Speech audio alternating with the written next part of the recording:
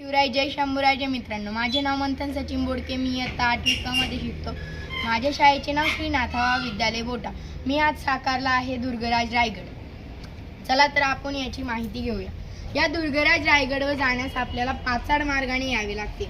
ही पाचाडमध्ये आपल्याला जिजाऊंची समाधी, जिजाऊंचा वाडा बघायला मिळतो. जर आपण पाचाड मार्गाने पुढे गेलो असता आपल्याला रोपवे व हिरकणी अंगण देखील बघायला मिळते. व आपण या गडावर चढण्यास खूप सारे वाट आहे. त्यामध्ये 5 मेन दरवाजे म्हणजे महादरवाजा, नाणे दरवाजा, चित्त दरवाजा आणि वाघ दरवाजा व रोपवे व तेथे चोर वाट देखील आहे.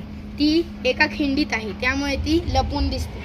आपण जर या गडावर चढायला गेलो तर महाताराने 1763 पायऱ्या चढून आपण अंधेऱ्या माचीवर पोहोचतो. अंधेऱ्या माचीवर गेल्या आपण पाणी टाकीचे दर्शन करून पुढे आपण बाजारपेठेकडे जातो. बाजारपेठेच्या तिथून आपण परत आपण राणीवासाकडे येतो. राणीवासाच्या म्हणजेच तिथे 6 राण्यांची महाल आहे. 6 राण्यांची महाल या ठिकाणी आहे. तिथे मनोरे देखील बघायला मिळतात. या ठिकाणी दरवर्षी राजांचा महाउत्सव साजरा होतो. येथे गंगासागर तलाव आहे. येथे 8 नद्यांचे पाणी साचवले गेले होते राज्याभिषेकाच्या वेळी.